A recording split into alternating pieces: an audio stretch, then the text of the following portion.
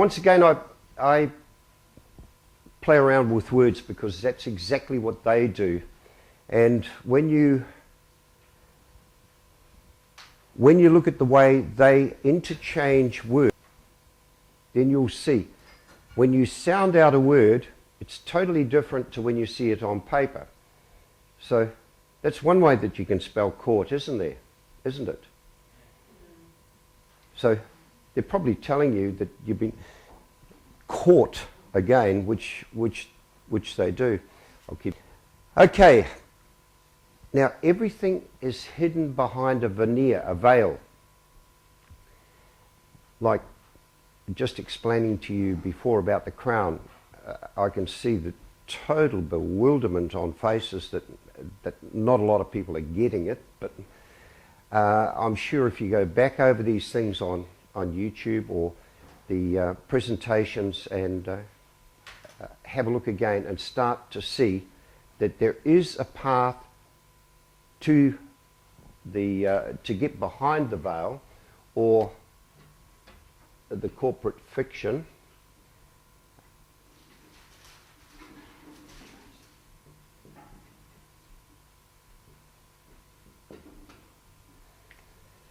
Okay, so once you realise there is a way to get behind the corporate fiction and move into the private side of the ledger instead of staying on the public side, then things will change. I've tried to get this through, but I can see I've been having a lot of difficulty getting the message through that there is a private corporation running the world.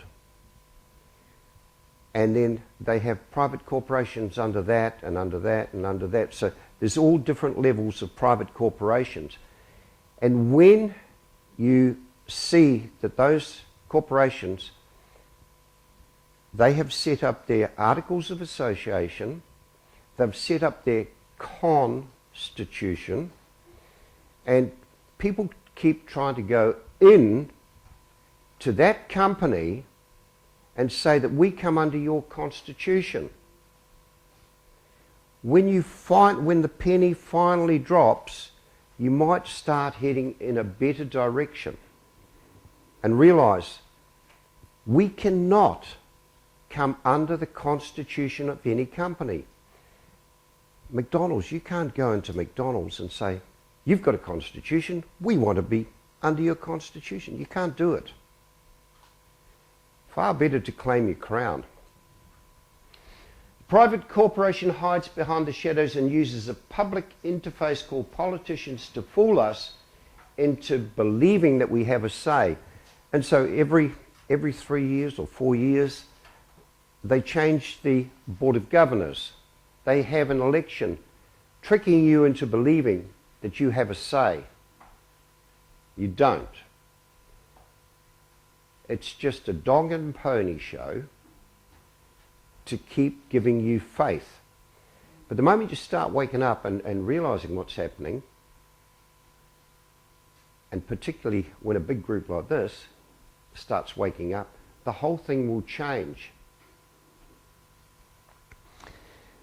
When we hop into the driver's seat, it all changes. So once you take control and move to that side of the ledger, the private side, you become the living.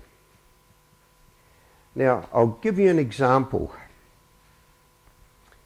If you're walking down the beach today and you found a surfboard, there was no one on the beach, no one on the water, and you found a surfboard and had no identifying marks, no flag raised, nothing on it, would you have salvage rights? Okay, so if you've got salvage rights, you claim it.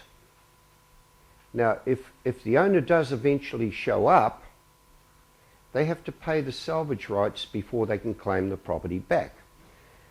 So when you realise that the public, the dead entity, and that's all it is over this side, is an entity. I'm trying to give you a much clearer picture than what some of the other trainers say. Look, I'm a man and all that sort of thing. It's all about titles. It's all about entities. It's all about the dead. The moment you put a lien on the title,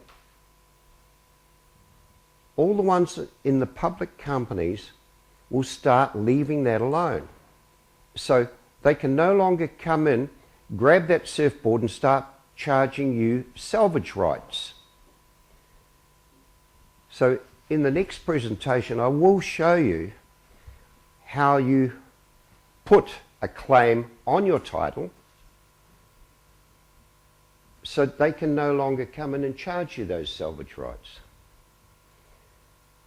All they're doing, they call it commission because they're commissioned officers, but in actual fact it is salvage rights. There's a second spelling of court.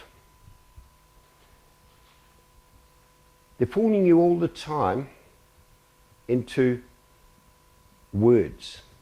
And like I told you yesterday, it's all about spelling. They're casting spells with words. So learning the difference. When I speak it to you, 3 different ways to spell court. Which one did I mean when I said court? Just the same as two. If I said two, how would you spell it? 3 different ways to spell two. So the first step is to establish our court. Part of what we're doing, whenever you go into any of their offices, they have an array of stamps and seals and things. And what do they do on the paperwork? And I told you yesterday, the paper is the court. I also told you that the moment you write anything on paper, it's dead. And so if they put any of their stamps on your documents, guess what? You come under them. You understand them. Okay, so I also told you yesterday that when you do a document, you never send the original. You only send a certified true copy. So as this comes around, you will see the stamps I use for my court. That's only some of them, but I use... The establishment and notice of our court will set us free. Okay? I can tell you guys, you have to do your own constitution. Okay? Once you establish your constitution in your private court and start using some of the seals here and giving them notice, the whole thing will change dramatically.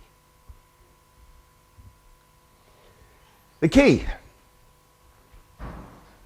You notice I've done it in italics, but you're not allowed to use italics, but maxims and court cases are the key. The other one is scripture, of course. Now, how many of you have heard of this word, ex debito justitiae, which is a maxim? Pay you to write it down, it's a very important one. Simply means as of right.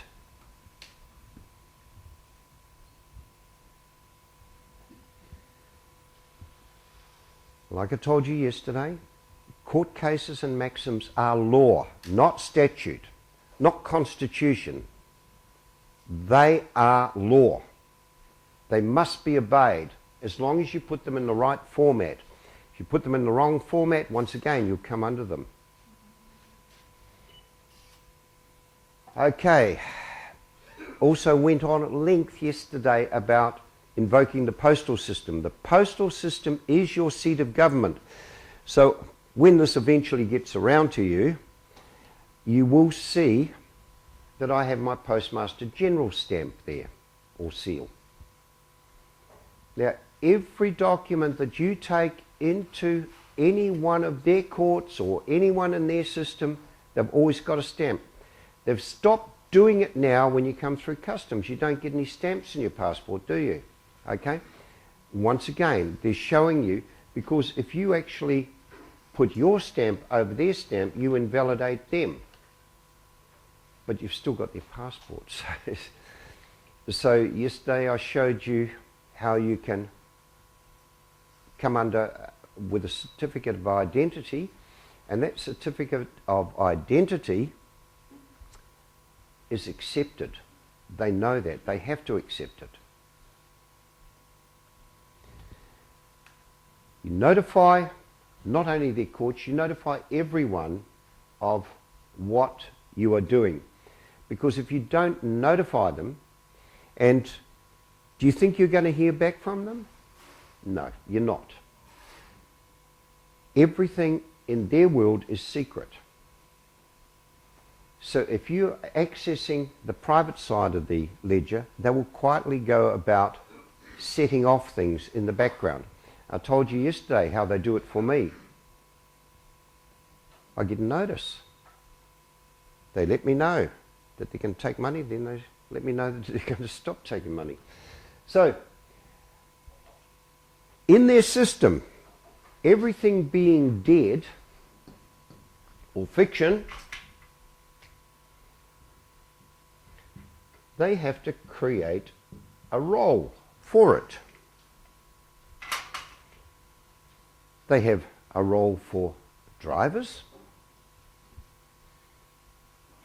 They have a role for people who have firearms, not guns. They have different roles for everything. The moment you accept that role, when you accept that role, you then become that, because it allows them to go into their dead entities and start charging the fiction. They're not charging you, they can't. You've stepped up as trustee by hopping in this side.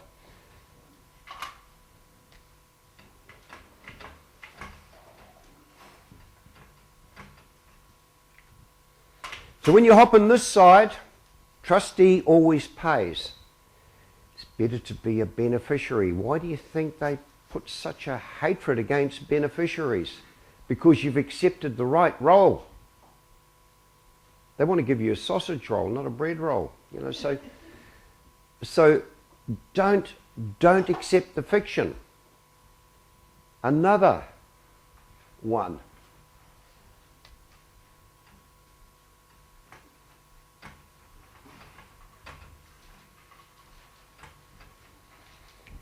Defendant, the same as plaintiff, they're fictions. But if you accept that role, you're stepping up as trustee.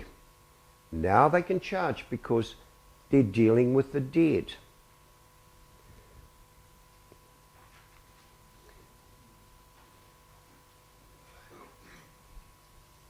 You'll find this in the legislation, you'll find this in the commentaries on law, but a fictitious plaintiff voids everything ab initio, from the beginning. Ab initio is a maxim for from the beginning. Okay, so wake up, guys. The public side is all about dead. The public side is about fictions. So the moment you realize that you're not a fiction, that you're living, you don't go in and say, I'm a man. You're wasting your time. Start learning the intricacies of the system, and you'll find you'll get different results. Now, in order to get judgment, our accuser must take the stand. Can a fictitious plaintiff take the stand? Never. It's a piece of paper. Plaintiff is a piece of paper. They put that forward knowing that we don't know our rights. So if we don't know our rights, we don't have any, and we allow everything to proceed. The moment you start asking for the plaintiff to hop on the stand, guess what happens? The whole thing comes tumbling down. So my first question would always be directed at the prosecutor, not the judge. And you guys keep fighting the judge. He's only there as a mediator. He's a good guy. You start asking the questions of the prosecutor, and what happens is the judge will come to your aid, because he's bringing a falsehood into the court, and the court must uphold the law. Contrary to what you guys say, oh, he's corrupt and all that. He's not. It's the way you're approaching it, because you've got half-truths and half-facts, and you don't know what you're doing in there. The moment you put the heat on the prosecutor, the whole thing changes. The prosecutor is bringing a falsehood, and in equity, you must come with clean hands. Ask the prosecutor these things. And if the judge interrupts it, Your Honour, are you willing to be joined? If he jumps in, are you willing to be joined in this to become trustee and pay the thing? Because whoever loses pays the price. So if the plaintiff loses, guess what? He's got to get his checkbook out. Now there are other ways, of course. You can put a bond into the court. As soon as the judge gets paid, case is over.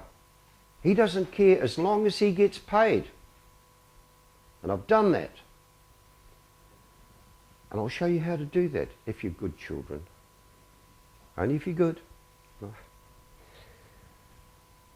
The judge needs to be paid. The whole system relies on that. On the judge being paid. Make it simple. Pay him. There are so many different ways that you can do it. So I'm going to show you one. The accuse you of being a corporation, they can never ever take the stand. If they're false, they're a fiction. You ask them to take the stand, it's case over.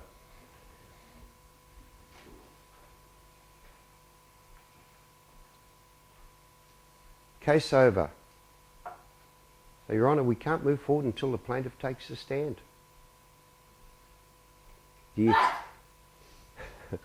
Someone else wants to be on YouTube. Procedure. Now, I can't stress this enough, because some of the fairy tales I've heard from people, quite honestly, we did this back in 2003, 2004, and you've really got to start lifting the game, because all the information is out there. Maybe it hasn't been explained as clearly as what I'm trying to do now, but once you start lifting your game as a group, the whole thing will change, and you do need to get out of the Constitution and all the other things. They've worked so well that you're sitting here and no one's attacking you. Don't think so. The judges know this. Now, how many of you have actually gone to your court website, like I did, and gone into the court and said, it says here that you must uphold the law and you must explain the law. They will move you from the law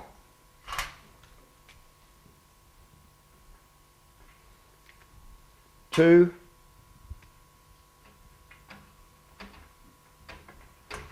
legal's their system. Law is our system. And everything I've heard, both up in Brisbane and down here, is legal. It's not our system. We can't go into their system.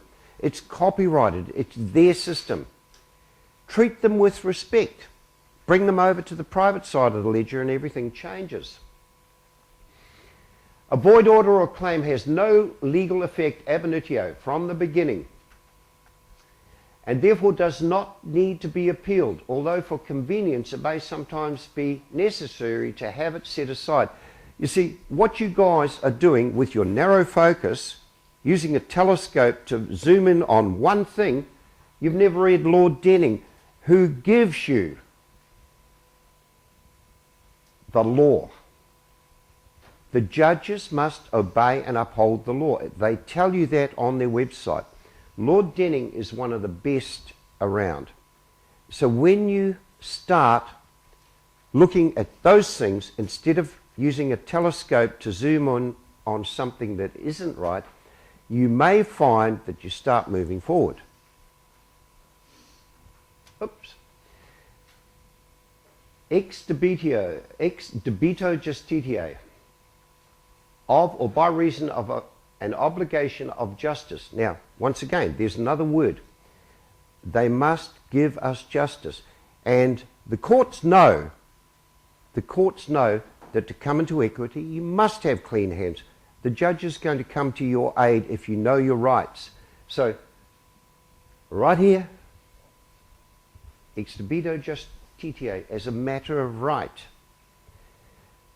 So, you can use this process. I'm going to give you a better one. But this is a court case that I did under ex debito justitiae. It automatically throws the court case out. It's a right. And the moment you invoke, can you see all right? Yeah. The moment you invoke this, there's not a lot they can do. Once you've done the court case, then this is the claim. Now, you can't find this form in Australian legislation. So guess what? Under the Trans-Tasman Partnership, you'll find it in New Zealand. Form G30. Right. I'm sure there'll be no questions. I explained everything so clearly. Right.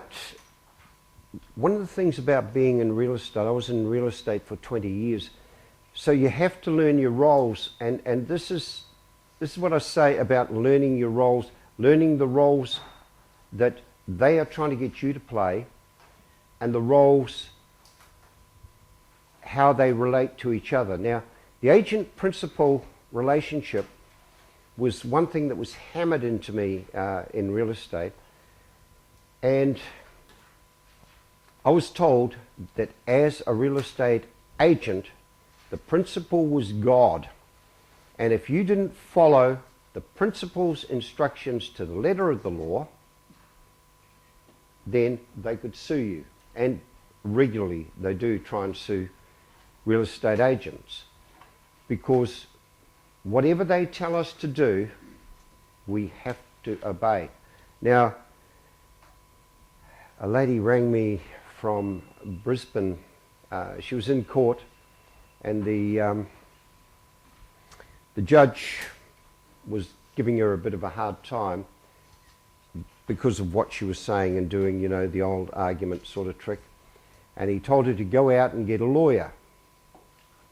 So she said, "What do I do?" And I said, "Well, you know, with 5 minutes, the only thing I can tell you to do is to go back there and say, 'Your Honour, I believe I'm the principal in this matter.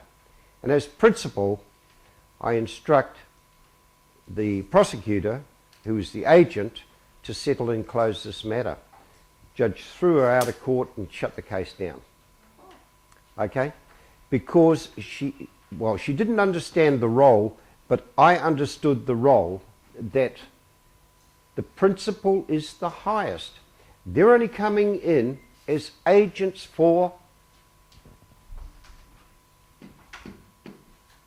they're coming in as agents for the dead, the entity, the fiction, the defendant. So once you understand those roles, you'll find things go a lot smoother. Learn that side of the ledger. That's where they're coming in as agents, but on the other side, you come in as the principal.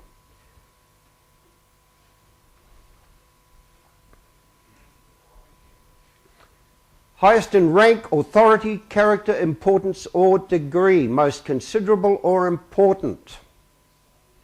Does it get any better than that?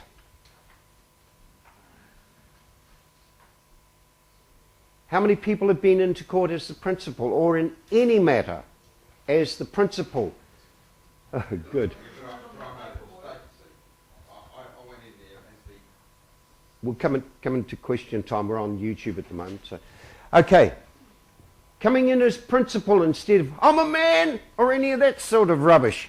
You've got to learn the private side of the ledger is the living. They know that. You don't have to reiterate or tell them that. But once you find your role, that you're the principal and not the defendant, you're not the fiction, you're not the entity, that you're living, not dead, things may change. If you want to keep going to court. If you keep going to court, you're going to keep getting caught. The source of authority or right, a superintendent as of a school, we don't need to know that.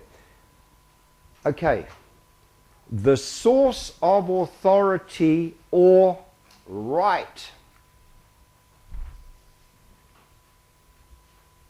Principal is the highest that you can get.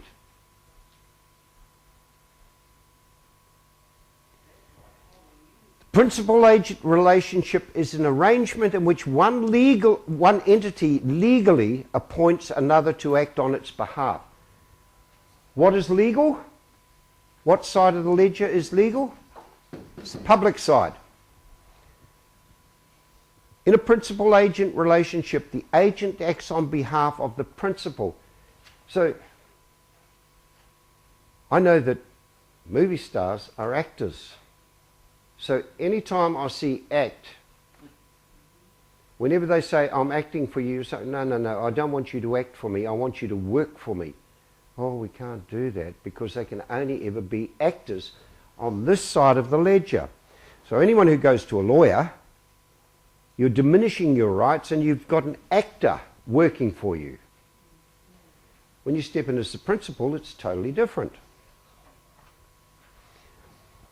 Agent, a person authorized expressly or impliedly to act for another.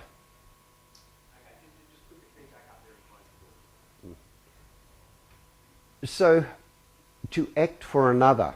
Who do you think they're acting for?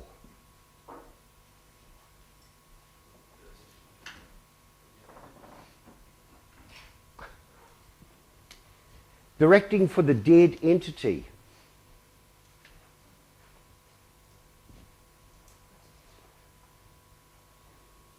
Agent, practice. Now, this one's from Bovier's online. You can get this free. This is freely available. Practice. An agent is an attorney who transacts business of another attorney. The agent owes to his principal the unremitted exertions of his skill and ability. Like I told you, as a real estate agent, we had to. International law. Now, getting above constitutional law, getting above statute or anything like that, the highest is international law. So when you invoke international law, you're coming in at the highest level. International law must be obeyed. You guys are fighting at the lowest possible level and need to come up to a higher level to invoke international law. One who is employed by a prince. Do you think he's claiming his crown there? Agent, contracts, one who undertakes to manage some affairs. But what I really want to get to, because you can go through these later, and if you go and see Melissa, she'll give you all the presentations. But there's one word here which I've highlighted. And this is the most important word that I can give you. It's deed. Now, what you said earlier about the title office, there would also be an office for deeds. Now, they do not like us making deeds. Deeds are the most powerful. Okay, so when you give them a deed, they're bound by it. I told you the story yesterday about Will and Bill. The bill is created by the father, and it's only your will that will release the bill. So a deed will do the same thing. Okay, so the deed, by simple writing, we're only simple folk. We do not need to use the legal language of this company. It's good to learn it, but all those other people who go into different languages in their training got no idea. It's a simple, it says here, the authority is created either by deed, by simple writing. You don't need all that other writing that some trainers tell you. It's simple writing.